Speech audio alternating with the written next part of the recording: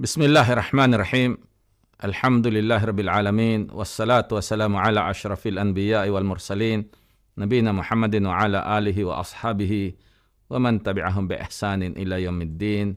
Amma ba'd. Assalamualaikum warahmatullahi wabarakatuh.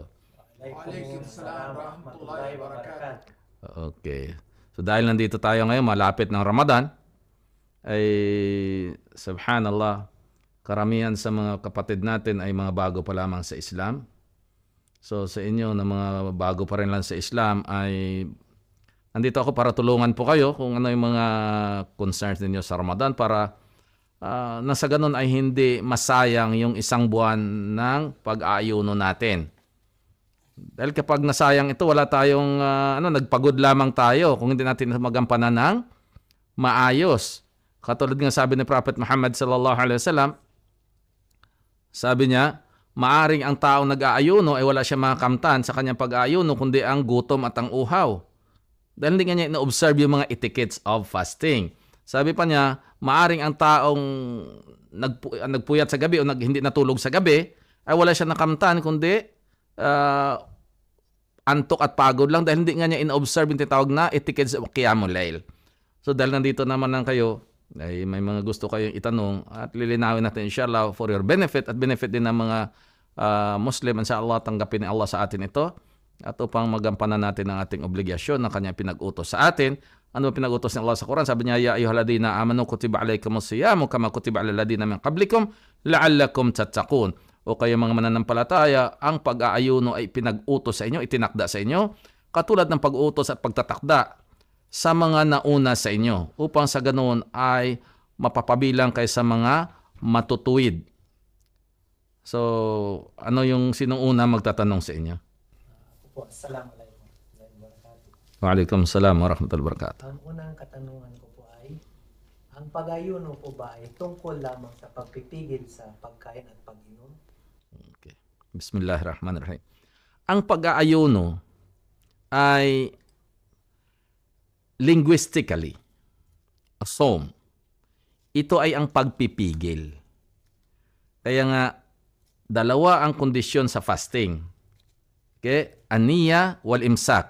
Ang intention at ang oras ng pagpipigil. Imsak. Okay? Pinipigilan mo ang mula sa ganitong oras hanggang sa ganitong oras. Pero, linguistically speaking, pag sinabi nating psalm, ito ay pagpipigil noong unang panahon ay pagpipigil sa pagsasalita. Katulad na sabi sa Quran mula sa dila ni Maryam na ina ni Isa alayhi salam, sabi niya, inni nadartu lirrahmani sawma falan ukallimal yawma insiya. Ako ay naggumawa ng panata o nangako ako sa pinakamahabagin kay Allah na mag-aayuno at hindi ako makikipag-usap kahit sino mang tao. So dito ay pinigilan niya sarili niya na magsalita. Ito yung linguistic meaning, pagpipigil. Ngunit, Islamically speaking, ito ay ang pagpipigil sa pagkain, inumin, pakikipagtalik, at anong pang mga bagay umagawain na makasira ng pag-aayuno mula sa madaling araw, na tinakda yung oras na yon, at paglubog nito, na may layunin. Kaya pangalawa, isang kondisyon doon ay ang intention na may layunin ng pagsamba kay Allah, mapalapit kay Allah subhanahu wa ta'ala. So, sa atin, ang pag-aayuno ay ang pagpipigil sa pagkain at pag-inom, hindi pagpipigil sa pagsasalita. Okay? So ngayon, hindi lamang pagkain ang pinipigilan din natin dito. Okay? Pinipigilan din natin ang mga gawaing masama. Okay, anong mga makasira? Tandaan natin ang pagkain, pag-inom, pakipagtalik, ang pagpapaturok ng injection na pamalit ng pagkain, at yung sadyang pagsusuka.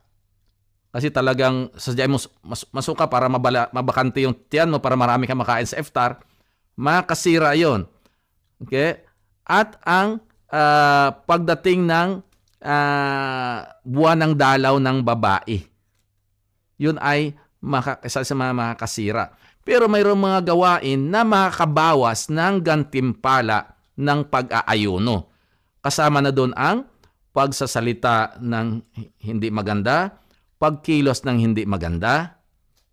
Kaya nga sabi ni Prophet Muhammad sallallahu alaihi wasallam, man lam yada' qawla zuri wal amala bih wal jahal wala isa lillahi hajat an yada'a ta'amahu wa syaraba. Ang sino mang hindi tumigil sa pagsasalita ng hindi tama, hindi maganda, at pagkilos, at mga gawaing kamangmangan, ay walang pakialam si Allah sa kanya kung iwanan na niya ang kanyang inumin at pagkain. Walang pakialam si Allah sa kanya kung magutom man siya dyan o mauhaw. At sabi pa ng isang sahabi, si Umar bin Khattab radhiyallahu anhu, sabi niya, sa araw ng inyong pag-aayuno, huwag nyo naman itong parang hindi kayo nag-aayuno. Sa pag-aayuno, hindi lamang tiyan ninyo ang nag-aayuno, kundi dapat mag-ayuno din ang inyong mata mula sa pag-iwas, sa pagtingin sa hindi pinapahintulutan, ang inyong tainga, hindi dapat makinig sa mga bagay na hindi dapat pakinggan, ang inyong bibig sa pagsalita ng mga bagay na hindi nararapat. So, maliwanag? Yun nakakabawas ng nagsayang lamang tayo ng uhaw natin at pagod. At sabi pa doon, ay sabi ni Prophet Muhammad sallallahu alaihi wasallam, as-sawmu junnah. Ang fasting ay protection. Ang fasting is a shield. Okay? Sabi niya, kaya kung sino man ang nag-ayuno sa inyo sa araw na yon, at may makipag-away sa kanya, makipagtalo sa kanya, sasabihin niya, ako ay nag-aayuno, ako ay nag-aayuno. 2 beses. Una, ay reminder sa sarili niya na hindi kita dapat patulan dahil fasting ako. Okay. Pangalawa, reminder sa tao na yon na huwag mo kong awahin dahil fasting ako. So, ito yung junnah na ibig sabihin it's a shield. A shield from speaking evil, from hearing evil, and from watching evil. Okay? So, ano pang ano? Assalamualaikum Ustad. Ito po ang pangalawa kong tanong. Nakakasira ba ng pag-aayuno ang aksidenteng pag-inom o pagkain? Bismillah. Ang makakasira sa pag-aayuno ay kapag ginawa mo na you are fully aware na ito ay makakasira at hindi ka napipilitan, ginusto mo talaga. Pero sa aksidente o nakalimot ka, ay hindi po yan makakasira. Pero the moment na maalala mo, ay itigil mo kaagad. Tulad ng may hadith yan dyan, nasabi ni Prophet Muhammad sallallahu alaihi wasallam, sabi niya, kung sino man ang uminom o kumain at nakalimutan niya na siya ay fasting, ay ituloy niya ang fasting dahil si Allah nabigay sa kanya ng pagkain at inumin. Pero wag mo naman sabihin na, kumain na rin ako, tuloy ko na lang to, babayaran ko na to. Hindi. The moment na maalala mo na fasting ka, ay itigil mo at ituloy mo lang, insyaAllah. Ang susunod na katanungan ay, sa mga may kondisyon sa kalusugan, hindi ba sila pwedeng magmedisina pag nag-ayuno dahil ito ay nakakasira? Okay. Bismillah. Ang sabi ng Allah sa Quran, فَمَنْ كَانَ مِنْكُمْ مَرِيضًا أَوْ عَلَى سَفَرٍ فَعِدَّةٌ مِنْ أَيَّامٍ أُخَرَ. Sino man sa inyo ang may sakit o kaya naglalakbay, ay maaari siyang tumigil ng kanyang pag-aayuno at bayaran ito sa mga ibang araw. Ayon sa mga doktor, ay mga scholar pala, mga scholar ng Islam, ang sakit ay 2 klase. Yung sakit na may tsansa pa na gumaling at ang sakit na wala ng tsansang gumaling. Sa sakit na may tsansang gumaling, halimbawa, trangkaso, may tsansa pang gumaling yan. Ngayon, sa araw na ito, kung kinakailangan talaga na uminom ka ng gamot, hindi pwede po paliban, halimbawa, antibiotic. Ang niresita ng antibiotic ay talagang 3 times a day, halimbawa, every 8 hours. Dahil delikadong antibiotic, once na sinimulan mo yan, talagang tuloy-tuloy yan. May specific days yan. Otherwise, lalala pang sakit mo. So, kung kinakailangan talaga na uminom siya every 8 hours interval, ay pwede niyang itigil ang kanyang fasting dahil kasama siya doon sa may roksa, may permission siya to break. Pero bayaran niya ito. Pero, kung ang kanyang pag-inom ng gamot ay maaari niya itong i-delay or i-advance. Okay, halimbawa kung may maintenance ako, ay dinidelay ko na sa gabi na. Pwede. O kung i-advance mo, okay din lang. kung hindi mo naman kinakailangang uminom ng gamot at hindi naman mahirap sa'yo ang magpatuloy ng fasting. So pwede mo itong itigil, ituloy ang fasting mo at ang pag-inom mo ng gamot, i-delay mo lamang. Ngayon, kung ang sakit ay wala na talagang tsansang gumaling. Okay? Anong gagawin dyan? Ay magpakain ka ng isang mahirap na Muslim sa bawat araw ng Ramadan. So kung ang fasting ay 29 days, so 29 papakainin mo. Okay? Pero kung mayroon naman dyan, madali lang naman sa atin, mayroon dito sa UAE na iftar saim, na sabihin mo lang doon kung magkano yung halaga ng isang meal. So magbigay ka, katulad sa akin yung nanay ko, dahil nga alehfad ha, ay itong taon na ito magbabayad naman ako ulit. Pero last year nagbayad na ako kasi nga matanda na siya, 88 years old na, ay hindi na kaya at nag-maintenance na siya. So kung 30 days ang Ramadan, 30 ka tao yung papakainin mo. Pagdating sa mga bata, ano may bata, mga bata? Yung bata ay hindi obligado sa kanila ang mag-fasting hanggat hindi pa sila dumarating sa tamang edad. Hindi pa sila baligh. Okay? Kasi nga, para malaman na tamang edad na, kapag ang babae ay mayroon na siyang buwan ng dalaw, ang lalaki kapag nagsimula ng magbago ang kanyang boses, mayroon na siyang naka-experience ng wet dreams, may mga tumutubo ng buhok sa masilang bahagi ng kanyang katawan, nasa tamang edad na siya.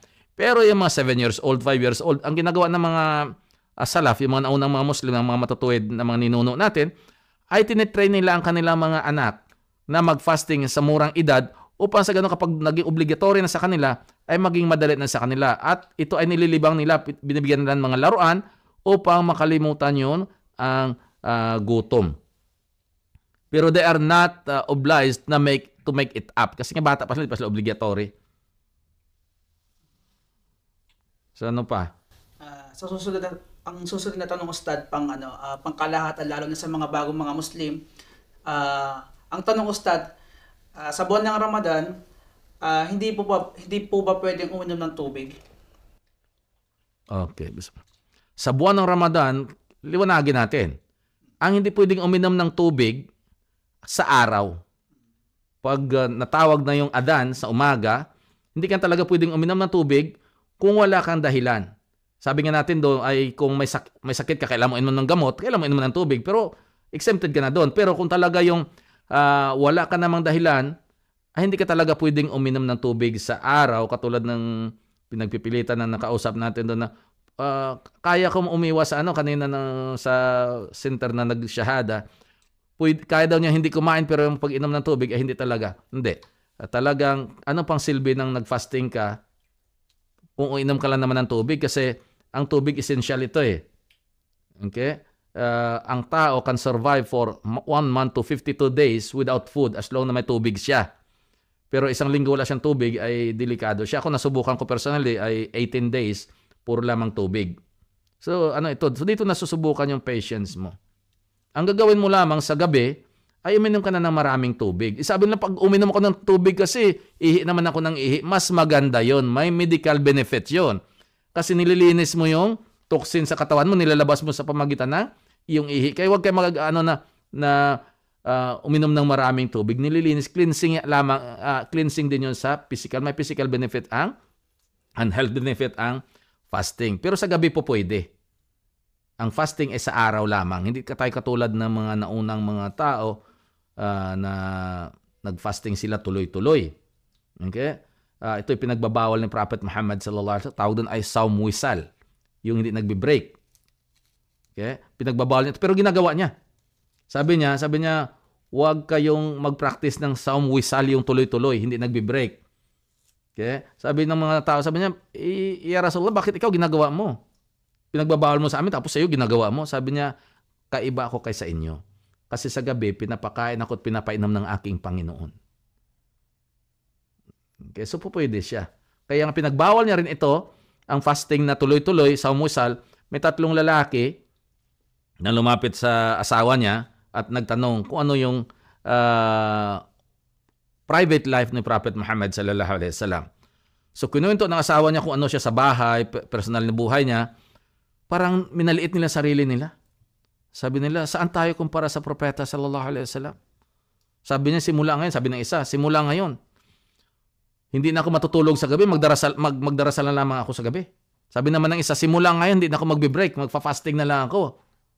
24 hours, big sabihin. Sabi naman ng isa, ay simula ngayon, hindi na ako mag-aasawa.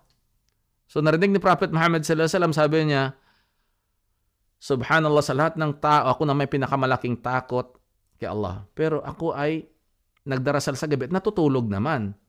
Nagfa-fasting ako at nagbe-break. At nag-aasawa ako. At kung sino man hindi sumunod sa aking halimbawa, ay hindi kabilang sa akin. So hindi pinapahintulutan ang magsagawa ng samusal yung tuloy-tuloy na kahit sa gabi hindi na mag-iinom na kakain. Okay? Assalamualaikum, Ustad. Welcome, salam. Ang pagsisipilyo po ba ay nakakasira sa pag-aayuno? Ang pagsisipilyo ay kung may pumasok na doon sa lalamunan mo talaga, ay makakasira na yun at sinasadya mo talaga. Ang paggamit ng miswak ay hindi makakasira yun as long na hindi mo lulunukin. Ang pinagbabawal doon yung pumasok sa lalamunan mo. Kaya nga sabi ng Prophet Muhammad sallallahu alaihi wasallam, damihan ninyong pagsinghot ng tubig kapag kayo ay nagwudu, maliban lamang kung kayo ay fasting. Okay? So, kasi maaaring pumasok ang tubig sa lalamunan mo. Pero, mas maganda na iwasan mo kasi yung minsan sa hindi mo napupuna ay may pumapasok na ng mga toothpaste sa ano mo. Gamitin mo na lang yung miswak. Ano pa? Ang pag-ayuno po ba ay delikado sa kalusugan? Ang pag-aayuno ay depende yun sa sakit na iyong dinadala. Pero general speaking, hindi. Kasi nga, ito ay nirecommend nga ng mga doktor para yung fasting. Sabi nila, may ulcer ako. Ano ba talagang cause ng ulcer? Hindi yung hindi pagkain ng pananghalian? Hindi.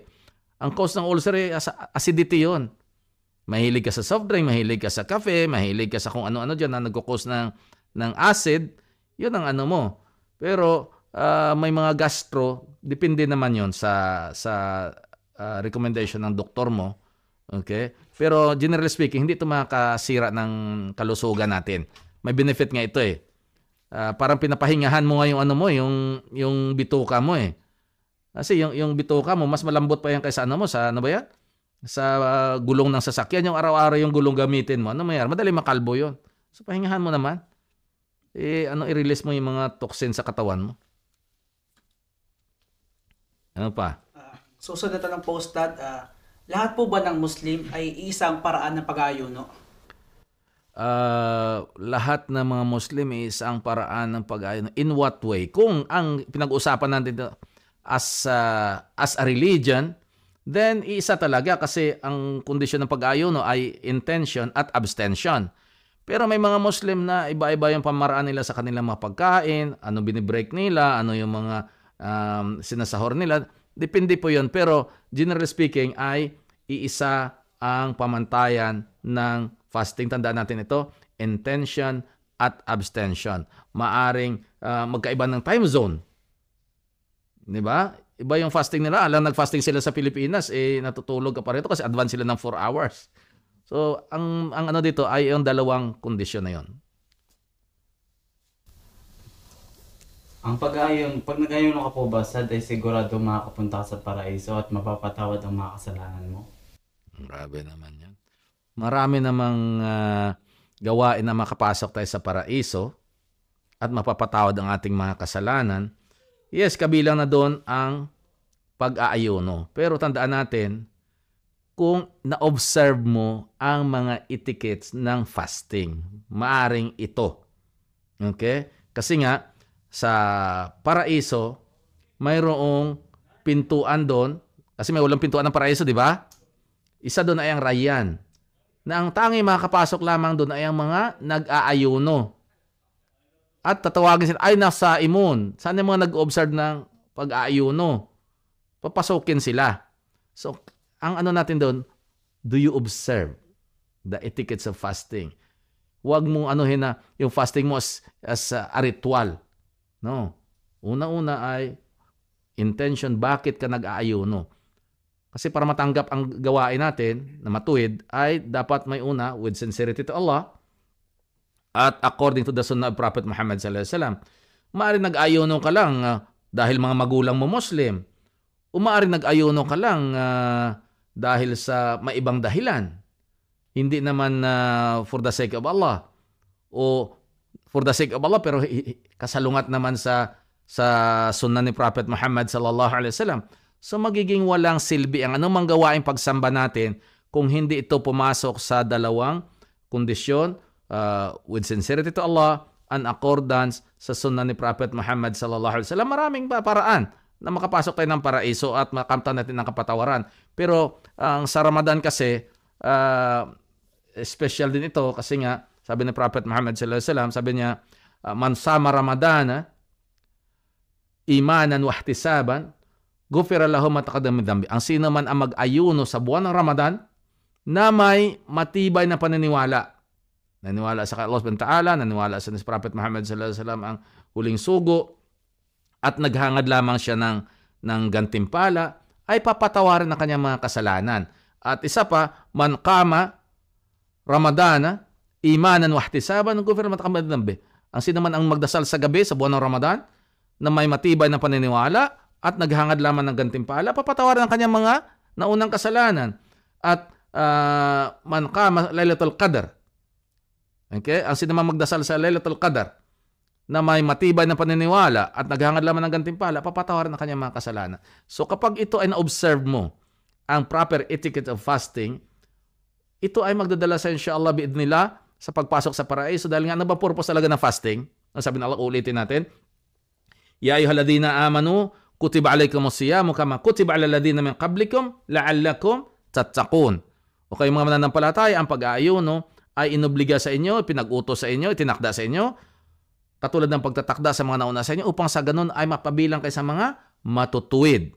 So ano mga matutuwid? Ang sabi ng Allah sa Quran, wa uzlifatil jannatu lil muttaqina ghayra ba'id. Ang paraiso ay ilalapit sa mga matutuwid. Innal muttaqina fi jannati wa uyun. Ang mga matutuwid ay papasok sila sa paraiso at mga batis. Akhidina ma atahum rabbuhum innahum kanu qabla dhalika muhsinin. Tatamasain nila ang inihanda ng kanilang Panginoon sa kanila dahil dati sila dito sa mundo ay gumagawa ng mga mabubuti. So kasama doon sa magawa ay mabuti ay ang pag-fasting, kano qalila min al-layli ma yahja'un, sila ay nagtatahajjud, okay? Wa bil ashari mastaghfirun, madaling araw sila ay humihingi ng kapatawaran, wa fi amwalihim haqqul lisaili wal mahrum, sila nagbibigay ng kawang gawa sa kanilang yaman. Okay? Ano pa? Ang buwan ng Ramadan po ba ay tungkol lamang sa pag-aayuno? Ang buwan ng Ramadan tungkol lamang sa pag-aayuno ay hindi. Ang buwan ng Ramadan, unang-una, naging obligatory ang fasting. Although nagfa-fasting na sila dati, pero naging obligatory ito in the second year after Hijrah. Okay? Naging obligatory ang fasting. Isa pa sa buwan ng Ramadan, dito binaba ang Quran. Dahil sabi ng Allah sa Quran, Shahr Ramadan alladhi unzila fihi al-Quran hudal linnas. Buwan ng Ramadan ipinahayag, ibinaba ang Quran bilang patnubay sa mga tao. So dito ang Quran ay hindi lamang para sa mga Muslim. Hudal linnas. Patnubay sa sangkatauhan. Marami pa mga events na nangyari sa buwan ng Ramadan. Pag-alaala sa pinakaunang labanan na nangyari sa pagitan ng mga ng Muslim at hindi Muslim, ng iman at ng kufur, tinatawag na Battle of Badr. Nangyari sa buwan ng Ramadan. Yung pag-liberate, pagpapalaya ng Makkah mula doon sa pagsamba sa mga Diyos-Diyosan, nangyari din sa buwan ng Ramadan. So maraming mga significant events sa buwan ng Ramadan. Pero primarily, ay ito yung ang ginagawa natin sa Ramadan ay ang pagfa-fasting, pagbabasa ng Quran, pagbibigay sa kawang gawa. Okay? At dito kasi sa buwan na ito ay every night may pinapalaya si Allah ng mga kaluluwa sa paraiso. At dito rin, sa buwan ng Ramadan, may gabi ito na kung saan ang gantimpala, kapag ikaw sumamba at natapat ka rito sa gabing ito, ay higit pa kaysa 1,000 buwan. At sa buwan na ito, ang mga demonyo ay nakatali, ang mga paraiso, pintuan ng paraiso ay nakabukas, at ang pintuan ng impyerno ay nakasarado. Kaya samantalahin natin ito. Hindi lamang mag-fasting. Gumawa tayo ng lahat ng mga mabubuting gawain sa buwan ng Ramadan. Ang sunod na tanong po, Ustad, ang pag-aayuno po ba ay kaparosahan para sa ating mga Muslim o iniutos talaga sa atin? Hindi ito sa mga ang sabi lang kaparosahan, ito ay mindset ng mga non-Muslims. Na para daw tayo ay siraulo. Mga siraulo yung mga Muslim na yan, may pagkain, hindi kakain. May inumin, di iinom. Tapos, magtutuwad-tuwad.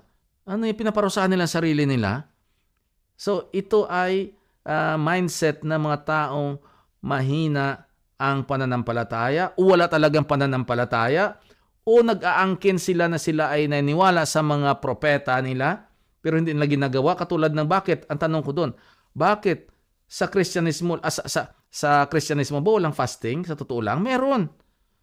Sa Catholic nga mayroon dyan ng 40 days fasting yun. Lent season nila dyan. Mula yan sa Palm Sunday hanggang sa Holy Week, sabi nila. 40 days dapat. Kaso nga lang hindi na nila ginagawa. Si Musa a.s. nag-fasting din. How many days din? Ayon sa Biblia, si Jesus he fasted for 40 days and 40 nights. Ano yun? Pinaparosahan niya sarili niya? Hindi. Hindi ito kaparosahan sa atin. Ito ay dinidisiplina natin ang ating sarili. Okay? Kasi anong disiplina doon? Na dito nasusubukan yung honesty kasi. Na-develop mo sarili mo to develop you to be a better person. Kasi sa fasting lamang, nasusubukan ng honesty. Dalawang klaseng honesty. Yung outward honesty at ang inward honesty. Ano yung outward honesty?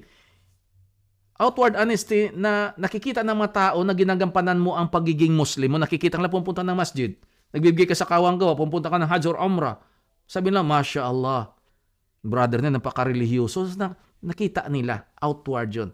Pero ang fasting, sino nakaalam nun? Tanging si Allah lamang.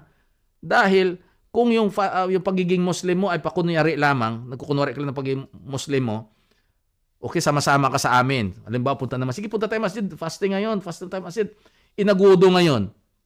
Itapos lulunok ka ng tubig habang naguwudo. Sino makapigil sa'yo? Wala. Pero hindi mo gagawin yun dahil hindi man namin alam na nakapaligid sa'yo, kasabay mo sa wudo, na lumunok ka ng tubig, pero alam mo na, nakita ka niya. So dito nasubukan yung honesty mo talaga.